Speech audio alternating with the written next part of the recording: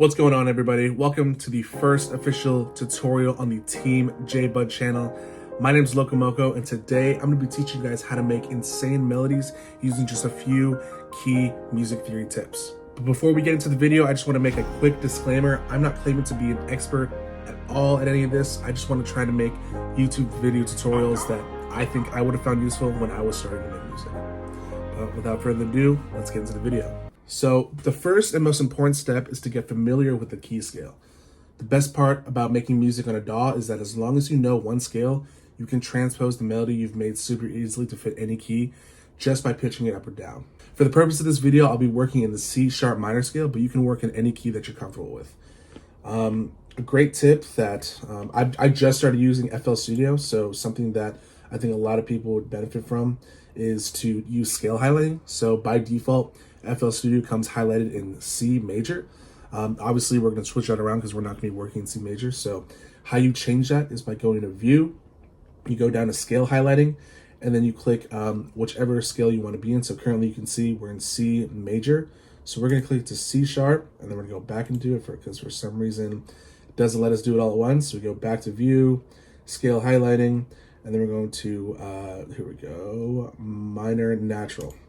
This was really at C5, now it's at C#5. And all the white notes are going to be the notes that are in key.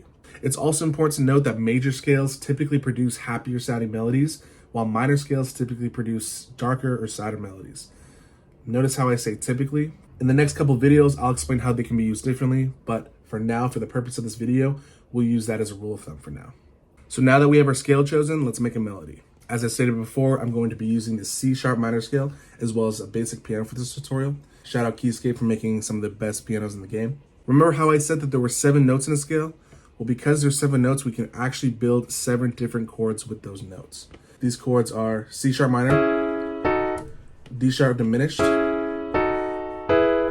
E major, F# minor, G# minor, A major, B major, and back all the way up to C# minor. Again, that's the 1, 2, 3, 4, 5, 6, and 7th chord. Memorize these numbers as they will be super important in the future. All right, now that we've got our scale set up as well as our piano, we are ready to make a melody. We're going to be building a couple chord progressions today, but we're going to be starting off with one of my favorites. It's the 1, 5, 6. These numbers correspond with the notes and chords that we talked about a little bit earlier. Even though this chord progression is super simple to make, it always comes out super hard. A lot of trap producers nowadays use it, so it's always a go-to for me when I come in the studio. We're going to be working at 163 BPM today, and the first thing we're going to do is lay down our bass notes and then build chords on top of them. For the purpose of this video, I'm going to be turning off the scale highlighting because it is messing me up a little bit, but let's lay down our bass notes.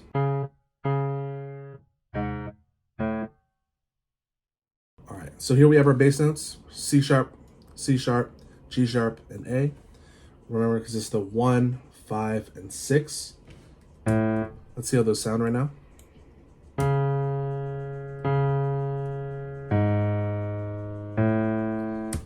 As you can see here, since we do only have 3 chords we're working with, and we're working in a 4-bar melody, one of our chords is going to have to be longer or repeated. I'm going to double the C# minor, but you can double it or extend whichever one sounds best to you. So I'm going to go fill in these chords now.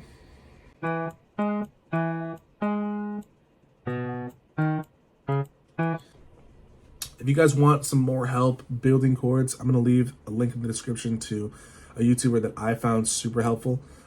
He explains things super well, better than I really could explain it right now. But if you want to learn how to build chords using the scale, the link is going to be in the description. This guy is exactly where I found all my information from as far as getting started with making melodies. But yeah, check this video out and then come back to this one to get some more info. After all that, this is what the chord progression sounds like.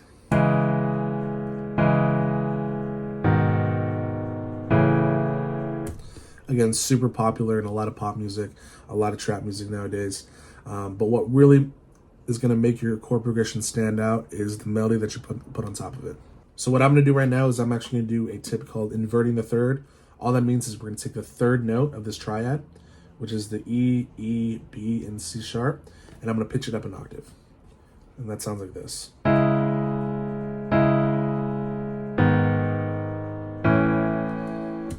Again, super simple.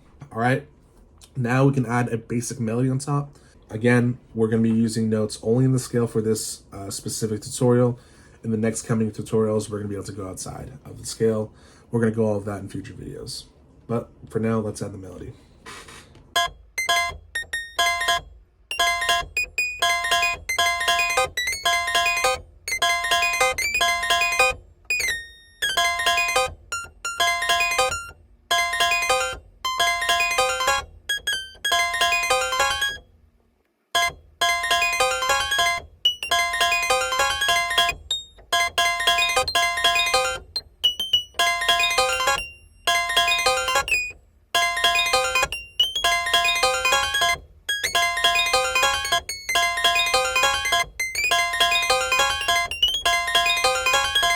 All right, finish picking the melody. Here's how it sounds.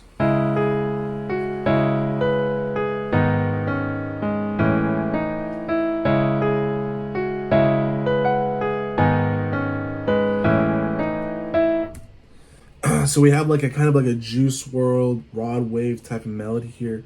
The chord progression itself is a little bit sadder, and that's what does make it have that Juice WRLD type progression. As you can see here, I did add a second half of the melody. So I have the first 4 bars, a little bit more bare, room for the artist to breathe. And then for the next 4 bars, add a little bit more, gets a little bit busier. And that's just to add some variation to it and make sure that the chord progression itself doesn't get super repetitive. But yeah, that is the 1-5-6 progression. All right, the next progression that we will be doing is the 1-4 progression. Another progression that many producers use right now is the 1-4 progression. This means that we're using the C sharp minor chord and the F sharp minor chord. The 4th chord in a minor scale is melodically the furthest note away from its root. Because of this, there's a lot of tension between these 2 chords. So let's build our chords now. So at its bare minimum, this is what the chords sound like.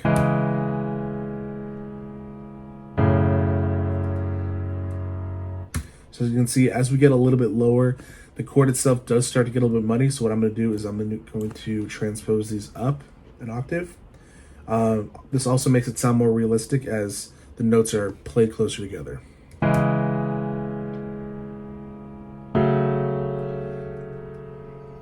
I'm sure you guys have heard that a lot, that kind of progression in many songs. But let's continue to build this. Remember how in the previous progression we had 3 chords in a 4-bar melody? Well, this time we have 2 chords. So what I'm going to do is I'm just going to double them up both. Again, you can do any kind of variation. You can do 2 of each, 1 of each, however you like to get out. But for this example, I'm just going to be doubling them twice. So now it sounds like this.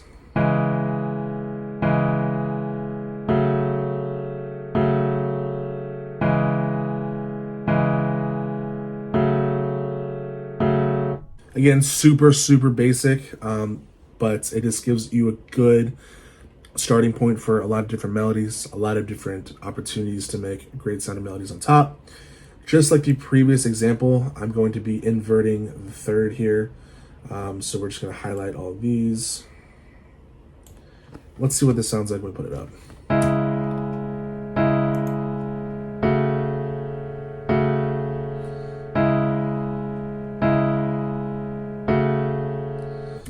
For the last chord of this melody, we are going to be taking it from an F sharp down to a D sharp.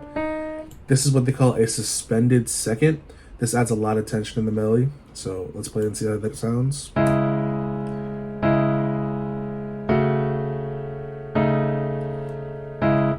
right, a lot of tension there. So let's build out the rest of this melody now. I'm also going to slow down the BPM to about 145.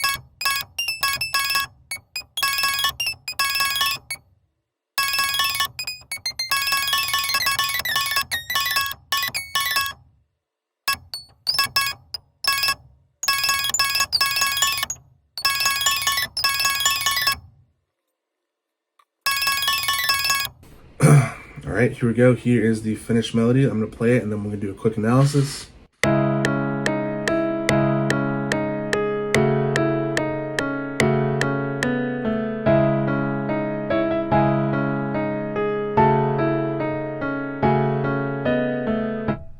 All right, do a quick analysis. So like I said, we did start off with that 1-4 progression. We added a very simple melody in between that does get a little bit repetitive in the beginning.